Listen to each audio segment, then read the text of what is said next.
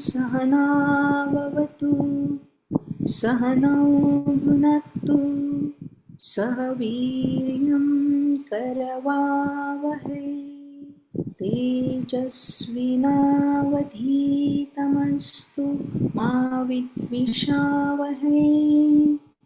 ॐ शान्ति शान्ति शान्तिः।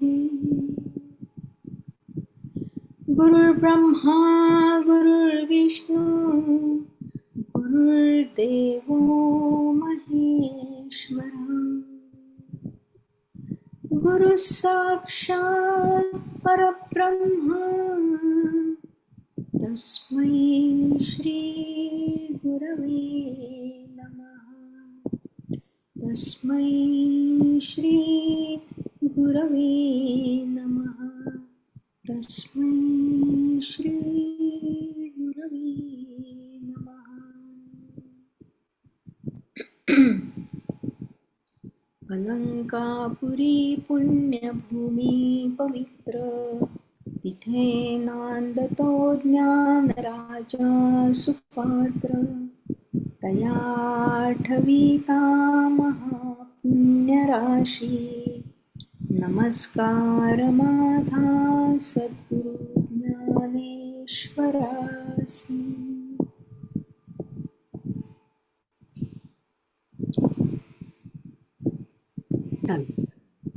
नमस्कार मंडळी. 15वा अध्याय आणि आजचा गोश्वर शोभाताई सांगणार आहेत ना. अध्याय 15वा श्लोक 7 ते 14. पुरुषोत्तम योग ओव्या 343 ते 420. श्लोक 7. प्रत्येक जीव माझा अंश आहे असे श्रीकृष्ण म्हणतात आणि हा अंशच इंद्रियाचे प्राणाचे रक्षण करतो. दृष्टी सृष्टीवादाच्या दृष्टीने जीव एकच आहे आणि तोच एकजीववाद ममैवंशी जीवलोक या श्लोकात सांगितला आहे. जी परब्रह्म स्वरूप आहे. अविद्या भ्रांतीने तो आपल्या शरीरापुरता मर्यादित मानतो. त्या दृष्टीने अंश हा शब्द वापरला आहे. लाटांचा आकार जसा सागराचा अंश दिसतो, अर्जुना जीवाच्या ज्ञानाला विषय होणारा जगातील सर्व व्यवहार जो आहे तोच जीवलोक या शब्दाचा अर्थ आहे. माणूस जन्माला आला आणि नाहीसा झाला म्हणजे मेला अशी जी समजूत असते त्यालाच मी प्रपंच असे म्हणतो. जसे चंद्राचे पाण्यामध्ये प्रतिबिंब पडले तरी चंद्र हा पाण्यापासून निराळा असतो, त्याप्रमाणेच जीवलोकात देखील तू मला जीवलोकाहून निराळे पहा. मन ज्याच्यात आधी आहे अशी पंचेंद्रिय आपलीच आहेत असे मानून जीवात्मा करतो म्हणजे सगळं मीच केलं असा गर्व त्याला होतो. देहाभिमानी जीव मनाला गळा मिठी मारून शब्दाधिक विषयांचा उपभोग घेतो. श्लोक 8. शरीर या मनासह 6 इंद्रियांना घेऊन फुलं जशी सुगंधाला घेऊन जातात तसा जीवात्मा मनाधिकांना घेऊन दुसऱ्या शरीरात प्रवेश करताना वासनेसह मन आणि इंद्रिय नेतो. स्थूल देह आहे तिथेच राहतो. कर्ता आणि भोक्ता हे जीवाचे स्वरूप त्याच वेळी जाणवते जेव्हा तो एखाद्या शरीरात प्रवेश करतो. आत्मा जेव्हा देहाचा आश्रय घेतो तेव्हाच अहंकर्ता या भावनेला जोर चढतो. वाऱ्याकडून जसा सुवास नेला जातो तसा देहाचा राजा तो आत्मा तो एका देहातून बाहेर पडताना मनासह 5 ज्ञानेंद्रिय बरोबर घेऊन जातो. श्लोक 9. हा जीवात्मा कान, डोळे, त्वचा, जीभ, नाक आणि या सर्वांशी संबंध जोडणारे मन यांचा आश्रय घेऊन शब्दादी विषयांचा उपभोग घेतो. अर्जुना, दिवा शांत केल्यावर जसा उजेड जातो आणि लावल्यानंतर परत प्रकाशित होतो, अशा या जन्ममरणाच्या व्यवहारामध्ये अविचारी पुरुषांच्या दृष्टीने असे वाटतेच. कारण आत्मा देहाला प्राप्त झाला आणि त्या आत्म्यानेच विषय देहातून गेला, हे अविचारी माणूस खरे मानतो. जन्माला येणे आणि मरणे अथवा कर्म करणे आणि कर्मफळ भोगणे हे देहाचे धर्म असताना तो माणूस ते आत्म्याचे आहेत असे मानतो. श्लोक 10 आणि 11. देहातून निघून जाताना किंवा देहात राहत असताना शब्दादी विषयोभोग घेत असताना या जीवात्म्याला अज्ञानी लोक जाणत नाहीत, परंतु ज्ञानदृष्टी प्राप्त झालेले लोक जाणतात. सुसंस्कृत योगी 11. सुसंस्कृत योगी आत्म्याला म्हणजे आत्म्याच्या ठिकाणी पाहतात. प्रयत्न करणारे परंतु ज्यांचे मन सुसंस्कृत नाही असे अविवेकी यत्न करून देखील आत्म्याला जसा आहे तसा पाहू शकत नाही. शरीर आकृती तयार झाली आणि त्यात काही हालचाल दिसू लागली म्हणजे त्या हालचालीच्या योगाने जीवात्मा जन्माला आले असे मानतात. त्या देहाच्या संगतीने इंद्रियेने आपापल्या विषयांविषयी व्यवहार करतात. तेव्हा अर्जुना, त्या व्यवहाराला आत्म्याचे भोगणे असे म्हणतात. प्रारब्ध कर्माने भोग निस्तेज झाले की देह आपोआप नष्ट होतो. अर्जुना, जेव्हा झाड हलते तेव्हा वारा आहे असं आपण म्हणतो. झाड हलत नाही तेव्हा वारा नाही असं म्हणतो. पण झाडच नसेल तर वारा नाही असं होतं का? नाही. शरीरे होतात आणि जातात, हे येणे आणि जाणे क्रियारहित अशा आत्मसत्तेच्या ठिकाणी असल्याचे जे आरोप करतात ते अविचारी आंधळे असतात. या ज्ञान प्रकरणात आत्मा आत्मरूपाचे ठिकाणी आपल्या महिमेत आहे असे बघावे आणि देहाचे जन्ममरणादी धर्म देहाचे ठायी आहेत असे समजावे. दोन वस्तू वेगळेपणाने पाहणारे ज्ञानी सामान्य अविचारी माणसांपेक्षा वेगळेच असतात. डबके पावसाळ्यात भरते आणि उन्हाळ्यात वाळते, पण त्यात प्रतिबिंबित झालेला सूर्य जसाच्या तसाच असतो.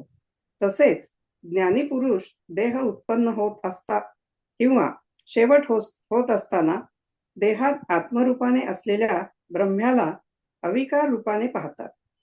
घर बांधले आणि नंतर ते मोडले तर त्यात असलेले अवकाश हे जसेच्या तसे असतेच. ज्याचा अभाव होत नाही अशा अखंड आत्मसत्तेवर अज्ञान दृष्टीने कल्पना केलेला हा देहच निर्माण होतो आणि नष्ट होतो. ही गोष्ट ज्ञानी पुरुष जाणतात. प्रखर ज्ञानाला वैराग्य नसेल तर त्या विद्वत्तेने मी जो सर्वांचा आत्मा त्या माझ्याशी कधीही ऐक्य होणार नाही. स्वप्नामध्ये ग्रंथ वाचले किंवा त्यांना हात लावला तर ते वाचल्यासारखे होतील का? तसेच चित्तामध्ये अहंकाराचे वास्तव्य कायम आहे आणि मुखाने सर्व शास्त्रांचे अध्ययन चालू आहे. अशाने अनेक जन्म घेऊन देखील ते मजप्रत येणार नाही. मी सर्व भूतांमध्ये व्यापक आहे. त्या माझ्या व्याप्तीचे स्वरूप प्रकट करतो ते ऐक, असे भगवान श्रीकृष्ण अर्जुनाला सांगतात. श्लोक 12. सूर्याच्या ठिकाणी असणारे तेज सगळ्या जगाला प्रकाशित करते, तसेच चंद्रामध्ये जे अग्नी तेज आहे ते माझेच आहे असे जाण. जगाची रचना ज्या तेजाने दाखवली जाते ते सूर्यासकट असलेले तेज माझेच आहे आणि ते जगाच्या निर्मितीपूर्वीही होते आणि नाशानंतरही राहणार आहे, हे समजून घ्यावे. चंद्राच्या ठिकाणी असणारा प्रकाश माझाच आहे आणि जे बाहेरील आणि पोटातील पचनाचे कार्य अमर्यादपणे चाललेले असते त्या अग्नीत असलेली प्रखरताही माझीच असते, हे तू जाण. श्लोक 13. मी पृथ्वीमध्ये प्रवेश करून आपल्या धारक शक्तीने पृथ्वीवरील सर्व वस्तूंचे धारण करतो. रसमय चंद्र होऊन सर्व औषधींचे रक्षण करतो. माझ्या धारण शक्तीमुळे मातीच्या कणांपासून बनलेली लहान ढेकळासारखी असणारी पृथ्वी सागराच्या पाण्याने विरघळत नाही. पृथ्वी सर्व भूतमात्रांना धारण करते असं दिसतं. त्या सर्वांना मीच त्यात प्रवेश करून धारण करतो. अर्जुना, चंद्राच्या रूपाने अमृताने भरलेले सरोवर झाले आहे. त्या चंद्रापासून जी किरणे निर्माण होतात ती वळवून मी सर्व औषधी वनस्पतींचे आळे भरतो. अशा रीतीने अन्नधान्याचा सुकाळ करून सर्व प्राणीमात्रांचे जीवन चालवतो. त्या जीवांचे अन्न पचवून ते जठराग्नीचे शक्ती सामर्थ्य ते कोण निर्माण करतो? श्लोक 14. मी प्राण्यांच्या शरीरात आश्रय करून जठराग्नी होऊन प्राण अपान 2 वायूंच्या साहाय्याने 4 प्रकारचे अन्न पचवतो. म्हणून शरीरातील अवयवांना ते पोषक होईल अशी व्यवस्था करतो. प्राणीमात्रांच्या नाभिकंदावर शेगडी पेटवून त्यांच्या जठरात मीच अग्नी होतो.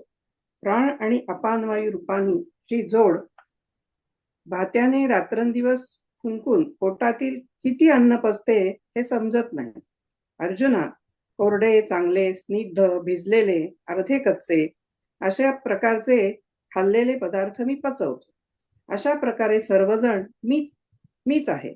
सर्व लोकांचे जीवन अन्न मीच आहे आणि जिवंत राहण्यासाठी लागणारे जठराग्नीही मीच आहे. इतकं सगळं तुला सांगितल्यानंतर या जगात माझ्याशिवाय दुसरं काहीच नाही. सर्वत्र मीच आहे.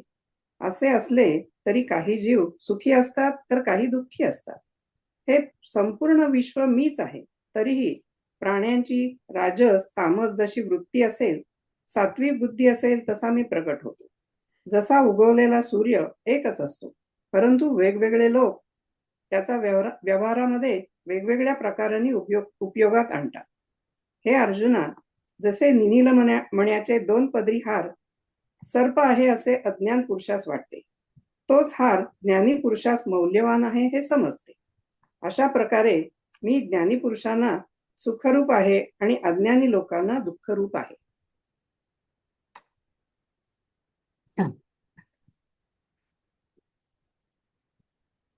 सगळे श्लोक तुम्ही खूप छान कव्हर केले.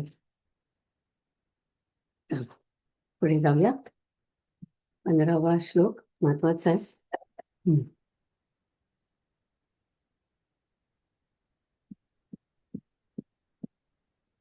रोहिणी आली ना.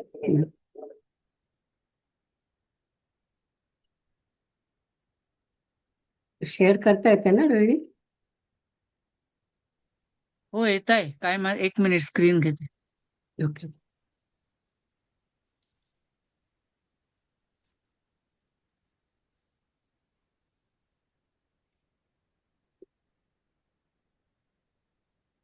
तिचा स्क्रीन येईपर्यंत मी 2 शब्द सांगते.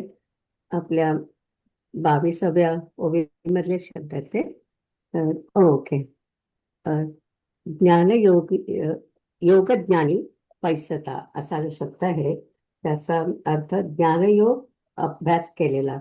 म्हणजे आपण जेव्हा आपण मुंडक उपनिषदात शिकत होतो तेव्हा मी सांगितलं होतं तुम्हाला गुरुला काय काय यायला पाहिजे, की तो श्रोत्रिय असायला पाहिजे आणि ब्रह्मनिष्ठ असायला पाहिजे. तर ते 2 गोष्टी माऊलींनी या ओवीमध्ये सांगितल्या, 22व्या ओवीमध्ये. म्हणून मी थोडस आधीच सांगते. 21 पासून आपण सुरू करतोय. ओके, आता आधी आपण 15वा श्लोक बघूया. ओके. हो, चालेल. सर्वस्य चाहं हृदि सन्निविष्टो मतस्मृतिर्ज्ञानमपोहनैश्च वेदैश्च सर्वैरहमेव वेद्यो वेदान्तकृत वेदविदेव चाहम्. सर्व प्राण्यांच्या हृदयामध्ये मी प्रवेश करून राहिलो आहे. त्यांना स्मृती, ज्ञान व विस्मृती माझ्यापासून होतात. सर्व वेदांकडून मीच जाणण्यास योग्य आहे. वेदांचा कर्ता म्हणजे वेदांत संप्रदाय यथावत प्रकट करणारा मी आहे. वेदांना, वेदांच्या अर्थाला मीच जाणतो. अर्जुना, वास्तविक विचार करून पाहिले तर सर्वांच्या हृदय देशात मी अमका आहे अशी जी बुद्धी रात्रंदिवस फुरते ती वस्तू मी आहे. परंतु संतांच्या संगतीत राहिले असता आणि योग व ज्ञान यात प्रवेश केला असता, यांचा अभ्यास केला असता आणि वैराग्याने युक्त होऊन गुरुचरणांची सेवा केली असता, याच सत्कर्माच्या योगाने संपूर्ण अज्ञान नाहीसे होते व ज्यांचा अहंकार आत्मस्वरूपी स्थिर होतो. व त्यांचा पाहिजे ना, व त्यांचा अहंकार आत्मस्वरूपी स्थिर होतो. ते पुरुष आपले स्वरूप आपण ज्ञानाने जाणून त्यांचा आत्मा मी असल्याने माझ्या सुखरूपत्वाने नेहमी आनंदात असतात. या ठिकाणी होणाऱ्या आत्मदर्शनात माझ्याशिवाय दुसरे कोणी कारण आहे काय? अरे अर्जुना, सूर्योदय झाला असता जसे सूर्यानेच सूर्याला पाहावयाचे, त्याप्रमाणे माझे ज्ञान मला होण्याला मीच कारण आहे. हं. पूर्ण वर करता का? ओके. येथपर्यंत माझ्या ज्ञानाला मीच हेतू आहे असे सांगितले व या ओवीपासून तो 429व्या ओवीपर्यंत माझ्या अज्ञानाला मीच हेतू आहे असे सांगतात. अथवा शरीराच्या सेवेत गुरफटलेल्या देहासक्त लोकांच्या संगतीत राहून संसाराचे महत्वच ऐकत असता ज्यांचा अहंकार देहाच्या ठिकाणी बुडून राहिला आहे, ते देहोपासक स्वर्ग संसार करिता कर्ममार्गाने धावत असतात. म्हणजे स्वर्ग व संसार यांची प्राप्ती करून घेण्याकरता कर्माचरण करीत असतात. दुःखाच्या शेलक्या भागाचे वाटेकरी होतात. परंतु अर्जुना, त्या अज्ञानी लोकांना हेही होणे म्हणजे ते देखील माझ्यामुळे होते. ते कसे? तर ज्याप्रमाणे जागा असलेलाच पुरुष निद्रा व स्वप्नाला कारण होतो. ढगाच्या योगाने झाकला गेलेला सूर्य जसा सूर्यानेच जाणण्यात आला, त्याप्रमाणे मला न जाणून प्राणीमात्रांनी माझ्यामुळे विषय पाहिला म्हणजे भोगला. या व पुढच्या ओवीत जीवांच्या ज्ञानाला व अज्ञानाला मीच कारण आहे असे सांगतात. अर्जुना, ज्याप्रमाणे प्राण्यांच्या निद्रेला किंवा जागृत होण्याला जसा मूळचा झोप लागण्याच्या पूर्वीचा जागेपणा कारण आहे, त्याप्रमाणे जीवाच्या ज्ञान व अज्ञानाला मीच मूळ कारण आहे.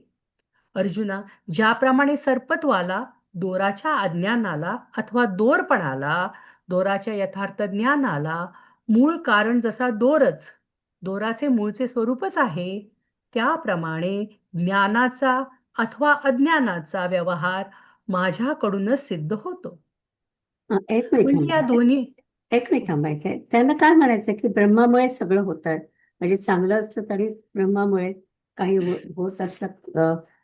जागृत किंवा झोपलेला दोन्ही ज्या काय असतात, सगळ्या अवस्था सुद्धा ब्रह्मामुळेच होतात. मला म्हणजे ब्रह्मामुळे. जाऊया पुढे. ओके.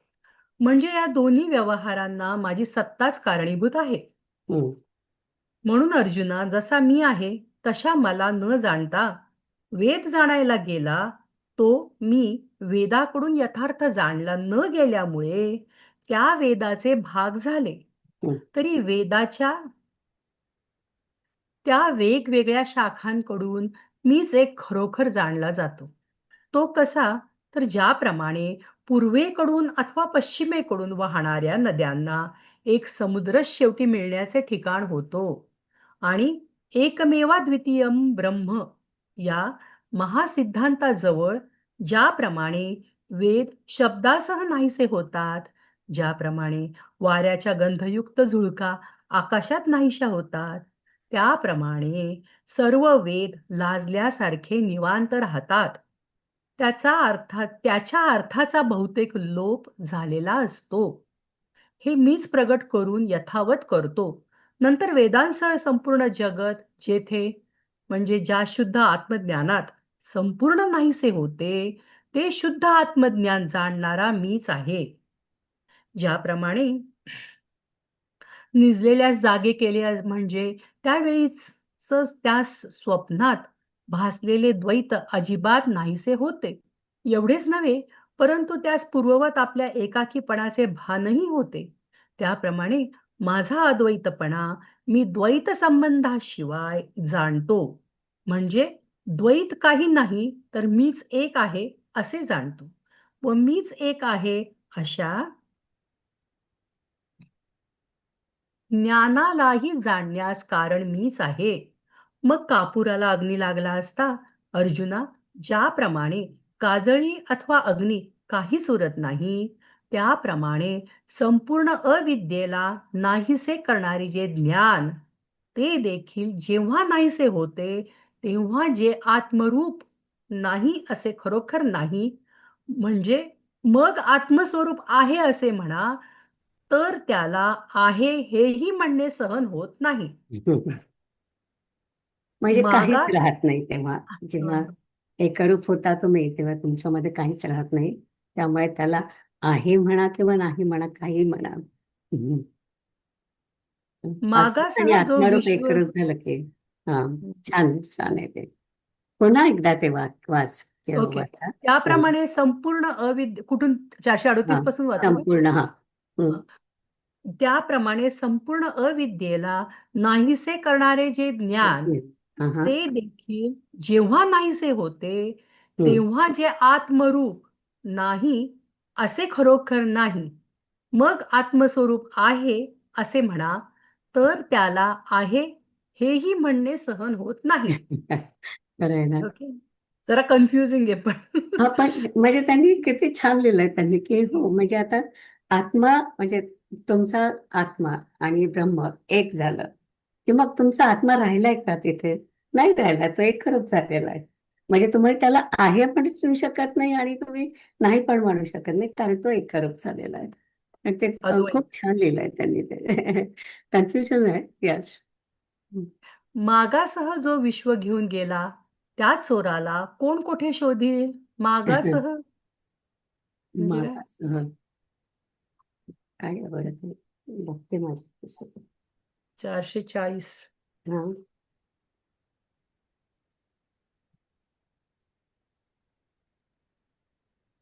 मागासे मागासे म्हणजे म्हणजे वाटेसह.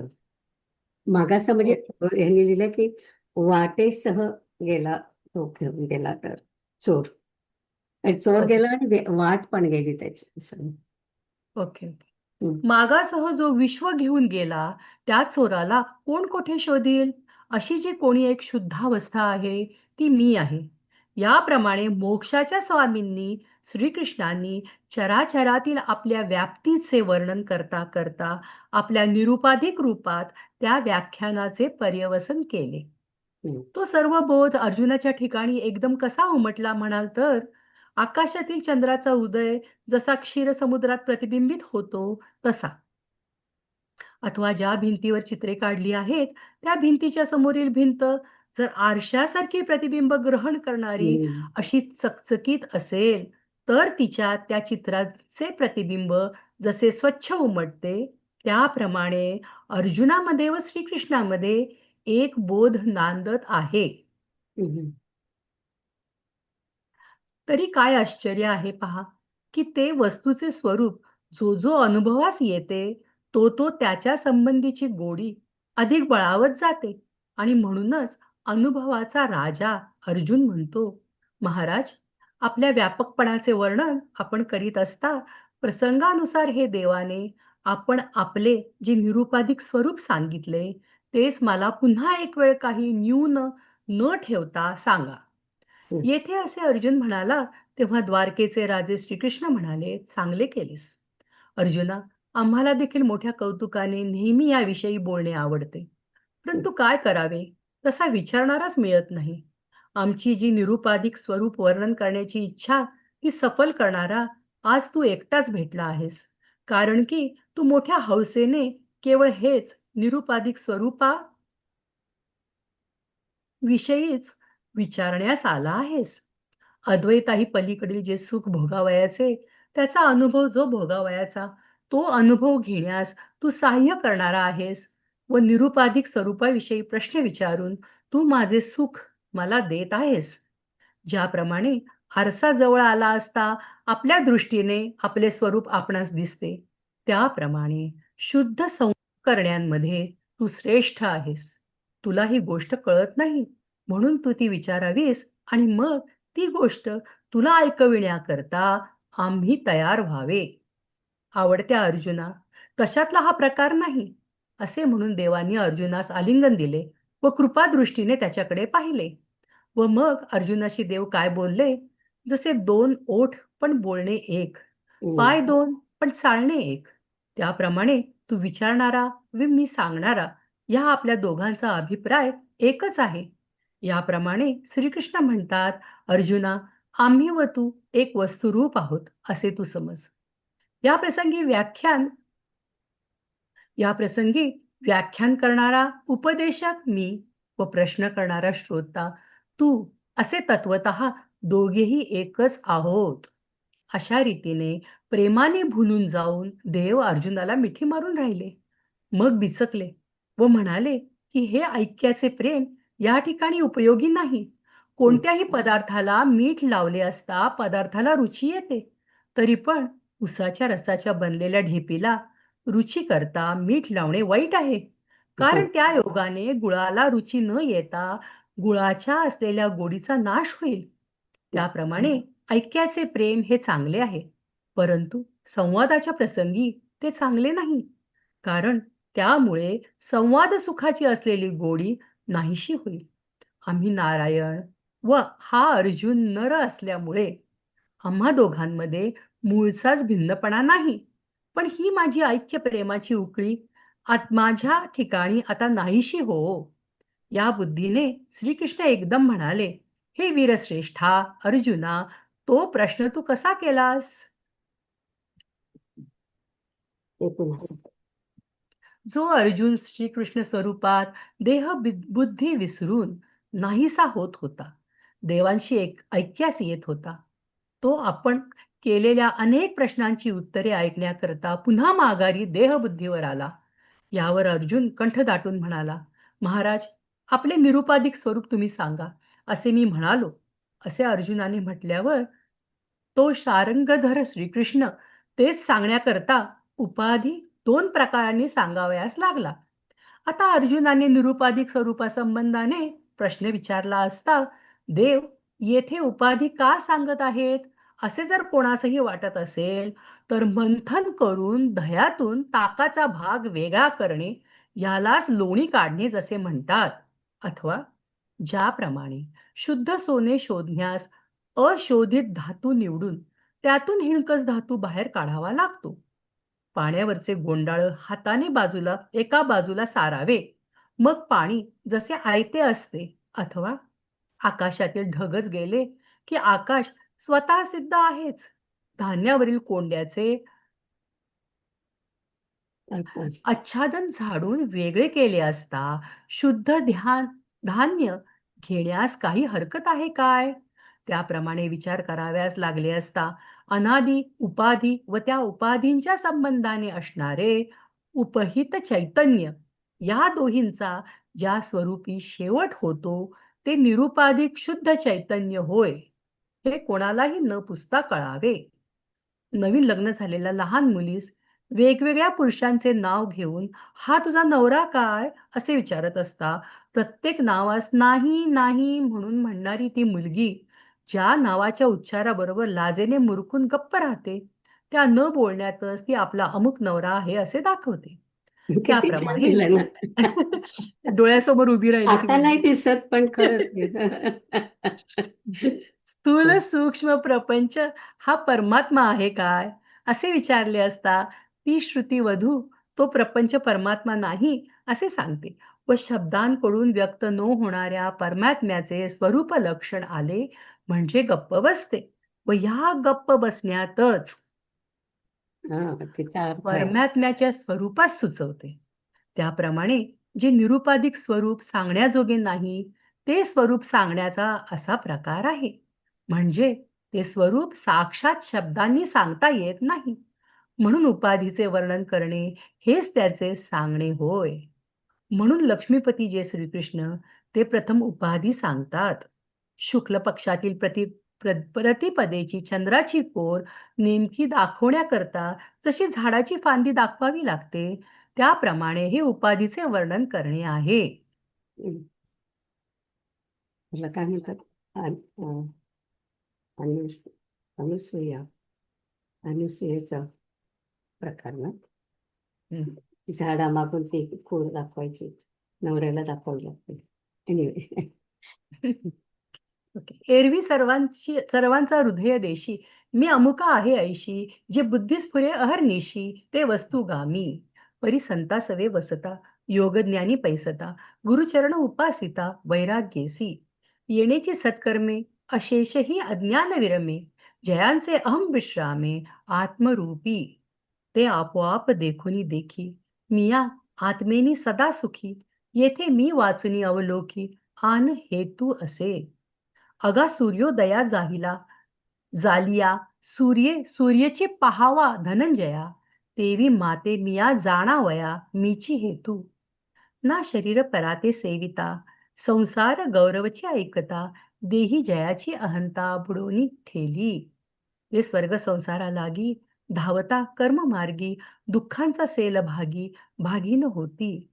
परी हेही होणे अर्जुना, मजची स्तव तया अज्ञाना, जैसा जागताची हेतू स्वप्ना, निद्रेते होय.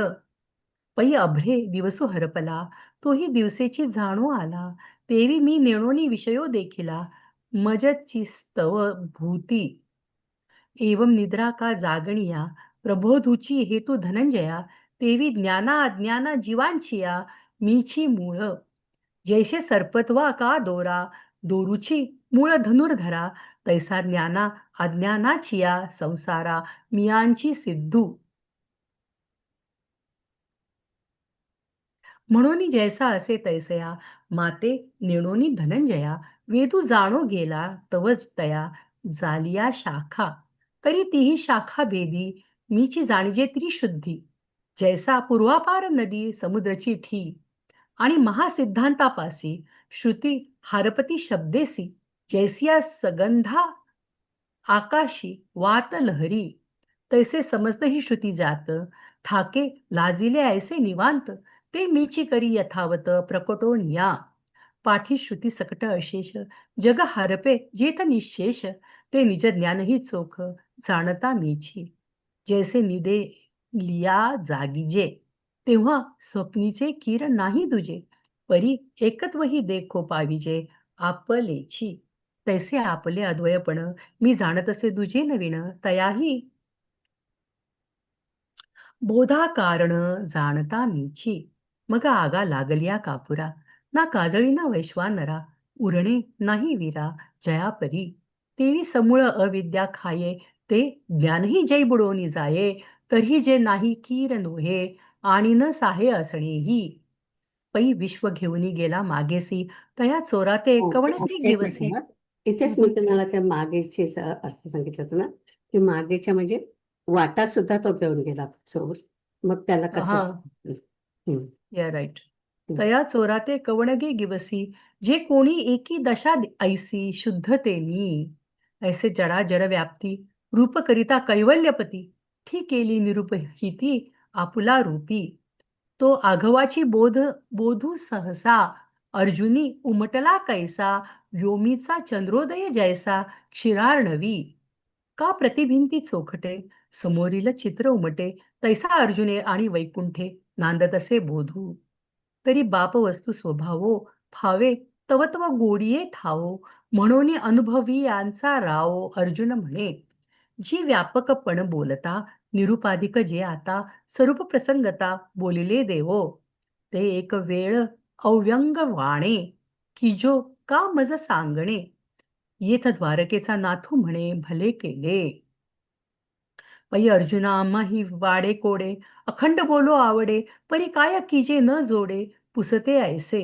आजी मनोरथासी फळ, जोडलासी तू केवळ, जे तोंड भरून निखळ आलासी पुसो. जे अद्वैतावरीही भोगीजे, ते अनुभवीचे तू विरजे, पुसोनी मज माझे, देतासी सुख. जैसा जैसा आरिसा आलिया जवळा, दिसे आपण पे आपला डोळा, तैसा संवादिया तू निर्मळा शिरोमणी. तुवा निणोनी पुसावे, मग आम्ही परिसौ बैसावे, तो गाहा पाडू नव्हे सोयरेया. ऐसे म्हणूनी आलिंगिले, कृपादृष्टी अवलोकिले, मग देवा काय बोलिले अर्जुनेसी.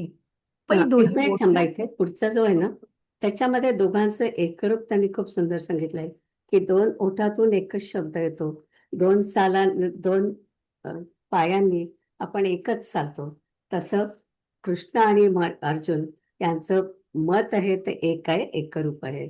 खूप सुंदर आहे ती ओवी. अ, वाचा मी. पै दोही ओठी एक बोलणे, दोही चरणी एक चालणे, तैसे पुसणे सांगणे तुझे माझे. काय छान. एवं आम्ही तुम्ही येथे देखावे एका अर्थाते सांगते पुसते येथे दोन्ही एक. ऐसा भुलला देव मोहे अर्जुना ते आलिंगुनी ठाये मग बिहाला म्हणे नोहे आवडी हे. झाले इक्षु रसाचे ढाळ तरी लवण देणे किडाळ जे संवाद सुखाचे रसाळ नासेल थिते. ते पण आधीचा खूप छान आम्हा आहे प्रीतमा हा. तिथे. अ, अ, रस रस जो असतो आपला, अ, उसाचा रस, त्याच्याबद्दल ते म्हणत होते की त्याच्यामध्ये मीठ घालायचं. मीठ घालायचं. तर पण हम्म. तसं करताना आपल्याला रस म्हणून देताना घालता येत नाही. एरवी ते घालतात असं त्यांनी सांगितलं की म्हणजे रसामध्ये घालत नाहीत ना मीठ, असं म्हणून म्हणजे ढेपीमध्ये घालत नाही असं म्हणतात, ढाळीमध्ये घालत नाही. हा, जाऊया पुढे. झाले इक्षु रसाचे ढाळ तरी लवण देणे किडाळ जे संवाद सुखाचे रसाळ नासेल थिते. हम्म. आधीचा आम्हा यया काही नर नारायणा सिने नाही परी आता जिरो माझा ठाई वेगू हा माझा. या बुद्धी सहसा श्रीकृष्ण म्हणे विरेशा पैगा तो तुआ कैसा प्रश्न केला. जो अर्जुन कृष्णी विरत होता तो परतोनिया मागुता प्रश्नावळीची कथा ऐको आला. येत सद्गदे बोले अर्जुने जी जी म्हणितले निरुपाधिका आपुले रूप सांगा. यया बोला तो शारंगी तेची सांगा वया लागी उपाधी दोही भागी निरूपित असे. पुसिलिया निरूपहित उपाधी का सांगे येथ हे कोणाही प्रस्तुत गमे जरी तरी ताकाचे अंश फेडणे याची नाव लोणी काढणे चोखाची ये शुद्धी तोडणे कीडची जेवी. बाबुडीची सारावी हाते परी पाणी तव असे आईते अभ्रची जावे गगनते सिद्धची की वरील कोंड्याचा गुंडाळा झाडूनी केल्या वेगळा कणू घेता विरंगोळा असे काही. तैसा उपाधी उपहिता शेवटू जेथ विचारिता ते कोणातेही न पुसता निरुपाधिक जैसे न सांगणे वरी बाळा पतिसे रूप करी बोलू निमालेपणे विवरी अचर्चाते. पै सांगणे ह्या जोगे नव्हे तेथीचे सांगणे ऐसे आहे म्हणून उपाधी लक्ष्मी नाहे बोलीजे आदी. पाडिव्याची चंद्ररेखा निरुती दावा वया शाखा दावीचे देवी औपाधिका बोली इया. मी थांबते आता. हा, छान छान. बरं, खरंच एक 30 सेकंड थांबा, कारण की खूप विचार करण्यासारख्या गोष्टी त्यांनी याच्यामध्ये सांगितलेल्या. आणि मग आता 462 जी ओवी होती त्याच्यामध्ये त्यांनी सांगितलंय की अर्जुन आता 2 ग्रुप मला सांगणार आहे, आणि एक उपाधी असणार आणि एक निरुपाधी. तर म्हणून जो पुढचा जो मंत्र आहे त्याच्यामध्ये तो 2 प्रकारचं रूप, ब्रह्माचं 2 प्रकारचं रूप सांगणार आहे. एकामध्ये हे आहे, त्याच्यामध्ये उपाधी आहे म्हणजे माया पण आहे. म्हणजे माया आणि ईश्वर असलं की आपण त्याला ईश्वर म्हणतो, माया आणि ब्रह्म असलं की आपण त्याला ईश्वर म्हणतो. ते ईश्वर आणि ऍक्च्युअली ब्रह्म असे 2 तो क्षर आणि अक्षर म्हणून सांगणार आहे. ठीक आहे. मी ज्योत्स्नाताईंना हो, विचारते. आता मला वाचायचंय. येस. असं त्यांनी मागच्या वेळी सांगितलेलं आहे, तर आता बघूया त्याच्यामध्ये सांगतायत तसं ते. एक पटकन विचारू, हे शाखा दावावया शाखा चंद्ररेखा ते काय आहे? हा, मला तिचं नाव नाही पत्ते. वशिष्ठांची जी बायको होती तिचं नाव काय? अरुंधती. अरुंधती. हा, अरुंधतीचं दर्शन घ्यायचं असतं लग्न झाल्यानंतर. तर काय असं म्हणतात की नवरा त्या बायकोला घेऊन बाहेर जातो, चांदण्यामध्ये चांगला घेऊन जातो आणि तिला म्हणतो की तुला अरुंधती दाखवतो. तर ती अरुंधती कशी दाखवायची? तर ती म्हणतो की हा, ती झाड दिसते ना, झाडाची ती फांदी दिसते ना, त्या फांदीच्या तू वरती पाहिलं की ती अरुंधती आहे. म्हणून ती आपल्याकडे ती फ्रेज आहे की अरुंधती पाहिला आधी फांदी दाखवावी लागते, नंतर मग कुठे ती अरुंधती दिसते म्हणून. आठवलं का माधवी? हो, नाही ते नाही, ते प्रत्येक आहे ह्याच्यात पण. नसतं असं. अमुक एक पद्धतीने लग्न करतात तेव्हा आहे तो विधी. हा, हम्म. म्हणजे अरुंधतीचं दर्शन हे खूप महत्वाचं आहे असतं. आहे, होय ते सर. मला आठवलं ते. या आता चिन्मयच्या लग्नाच्या वेळी पण केलं होतं. पण हे मला वाटलं ते काहीतरी पाडव्याची चंद्ररेखा, म्हणजे अगदी एवढूशी बारीक असते अगदी, म्हणून ते काहीतरी म्हणताय तसं म्हणजे पाहिली तेव्हाही आपल्याला ते चंद्ररेखा. बघायचं तर आपल्याला त्याचा कुठे आहे ते दाखवायला आपल्याला आधी एक्झॅक्टली हा दाखवण्यासाठी तिच्या. ओके. ऍड बघायला लागतं. ओके. बरोबर. बरं, मी जाऊया करतो. पुढे. येस. हम्म. आणि आपण हा अम, ज्योत्स्नाताई, आपण हा अर्ध्या वेळेत जाऊया आणि मग ओवाचो आणि मग पुन्हा दुसऱ्या जाऊ, कारण की ते खूप बऱ्याच ओव्या आहेत ना त्याच्यामध्ये. बघते मी आता कसं. तुम्ही हा सांगा मला थांबायचं असलं मध्ये हा तर. हा, म्हणजे हा. साधारण एक 10 मिनिटं वाचलं की आपण थांबूया बर आणि बर, मग चालेल. ओव्यावरती बर चालेल. बर बर. हम्म. द्वाविमौ पुरुषौ लोके क्षरश्चाक्षर एव च क्षर सर्वाणि भूतानि कूटस्थोऽक्षर उच्यते. या संसारात हे जर खाली घ्यायला पाहिजे. हम्म. बरं. या संसारात क्षर आणि अक्षर असे हे दोन पुरुष आहेत. सर्व भूते म्हणजे क्षर आणि मायोपाधीने युक्त असे जे चैतन्य त्यास अक्षर असे म्हणतात. मग ते श्रीकृष्ण म्हणाले, अरे अर्जुना, या संसाररूपी नगरातील वस्ती स्वभावतःच अल्प अशा दोन पुरुषांचीच आहे. ज्याप्रमाणे सर्व आकाशामध्ये दिवस व रात्र ही दोनच नांदतात, त्याप्रमाणे या संसाररूपी राजधानीत हे दोघेच नांदतात. आणखी एक तिसरा पुरुष आहे, परंतु तो या दोघांचे नाव सहन करीत नाही व तो प्रगट झाला असता या दोघांना त्यांच्या गावासकट खातो. परंतु ती तिसऱ्या पुरुषाची गोष्ट राहू दे. आधी हे जे दोन संसाररूपी गावात वस्तीला आले आहेत त्यांच्याविषयीच तुला ऐकवितो. त्या दोघांपैकी एक आंधळा, ज्ञानदृष्टीहीन, वेडा, भ्रमाने देहादिकास मी जाणणारा व पांगळा, उपाधीच्या तंत्र झाल्यामुळे तिच्याशिवाय ज्यास काहीच करता येत नाही असा आहे. व दुसरा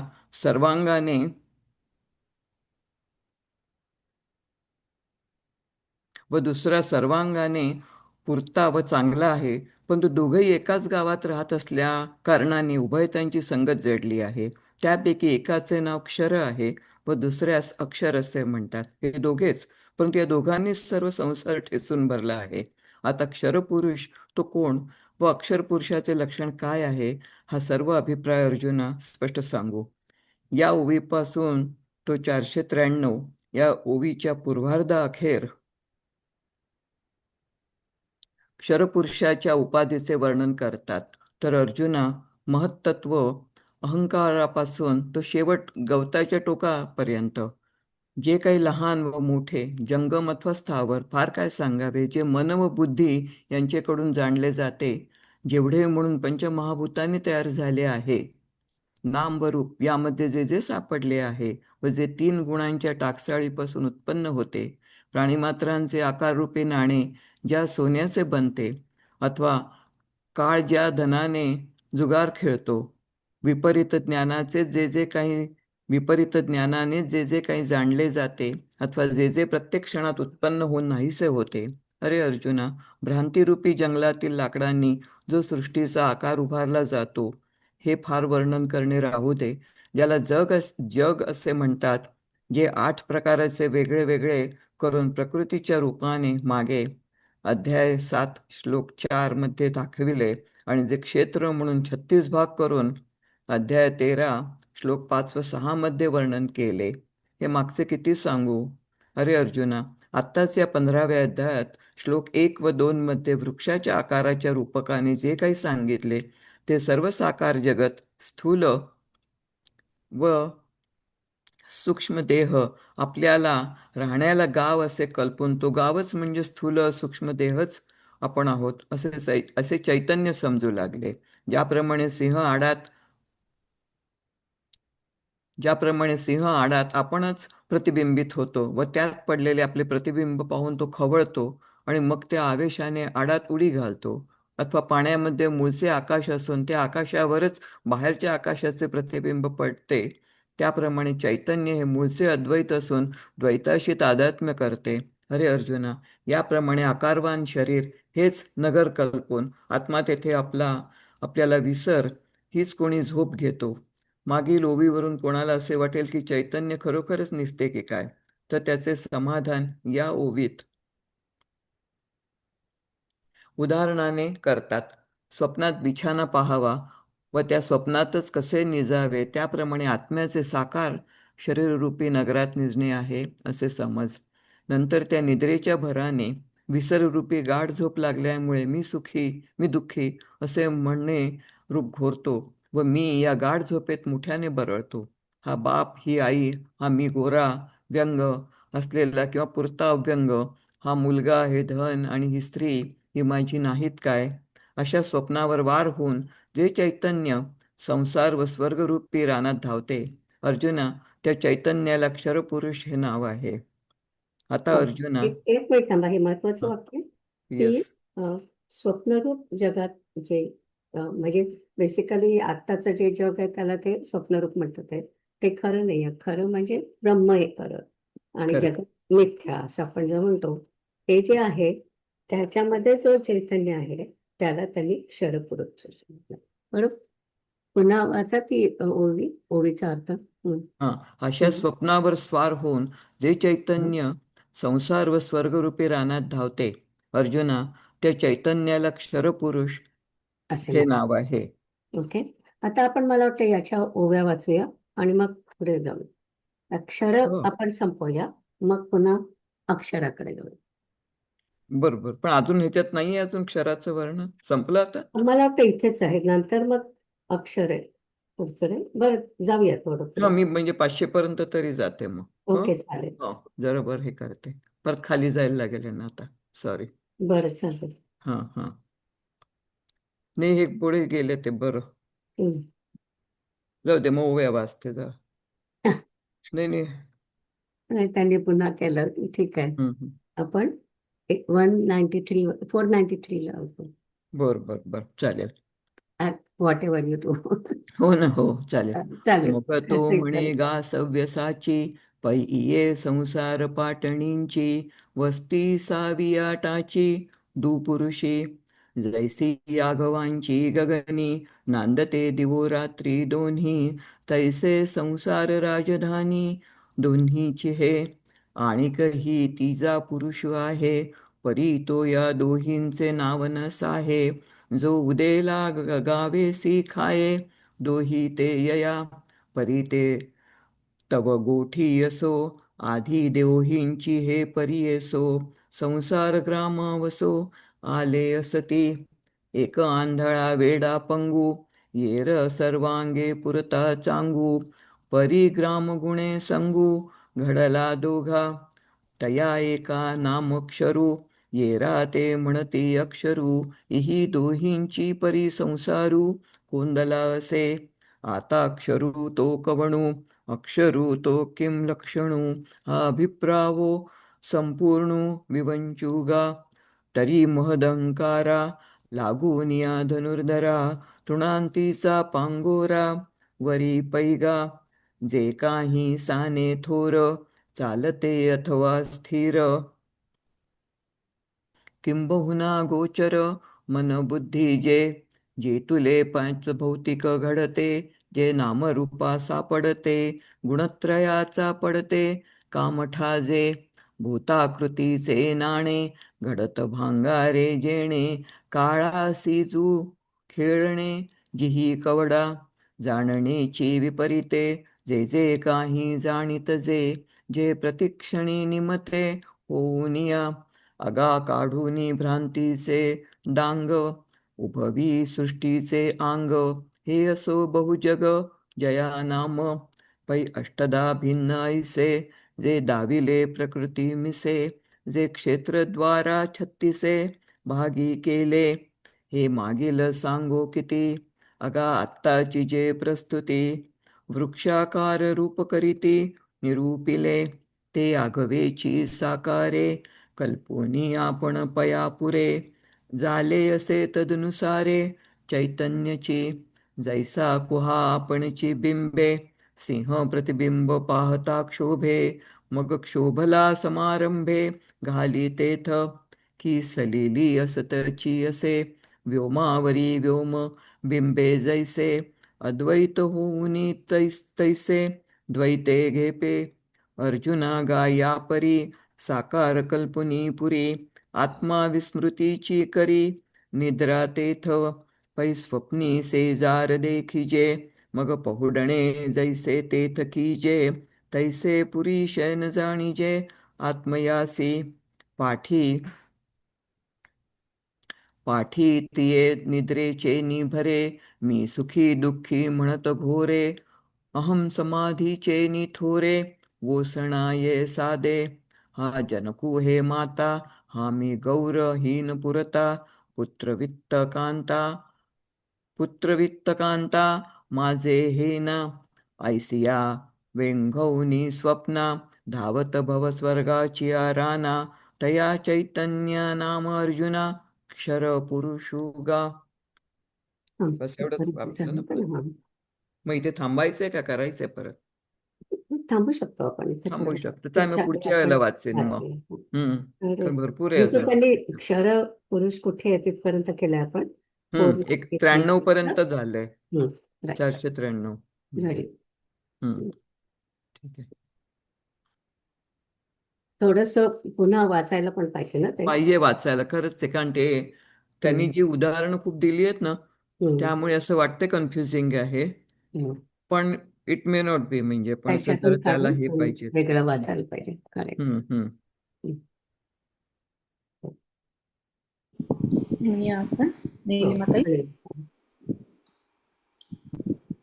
माता विश्वात्मके देवे येणे वाग्यज्ञे तोषावे तोषो नियामज द्यावे पसाय दान हे जे कळांची व्यंकटी सांडो तया सत्कर्मी रती वाढो भूता परस्परे पडो मैत्र जीवांचे दुरितांचे तिमिर जावो विश्वस्वधर्म सूर्ये पाहो जो देवांची लतो ते लाहो प्राणिजात वर्षत सकळ मंगळी ईश्वर निष्ठांची मांदियाळी अनवरत भूमंडळी भेटतो भूता चला कल्पतरूंचे आरव चेतना चिंतामणीचे गाव बोलते जे अर्णव पीयूषांचे चंद्रमे जे अलांछन मार्तंड जे तापहीन ते सर्वाही सदा सज्जन सोयरे होतु किंबहुना सर्वसुखी पूर्ण हो नीतिही लोकी भजी जो आदिपुरुषी अखंडित आणि ग्रंथोपजीव्ये विशेषी लोकीये दृष्टादृष्ट विजये होवावीची येथ म्हणे श्री विश्वेश्वराव हा होईल दान पसाव येणे वरे ज्ञानदेव सुखिया झाला सुखिया झाला सुखिया झाला. ओम पूर्णमद पूर्णमिदं पूर्णात् पूर्णमुदच्यते पूर्णस्य पूर्णमादाय पूर्णमेवावशिष्यते. ओम शांती शांती शांती.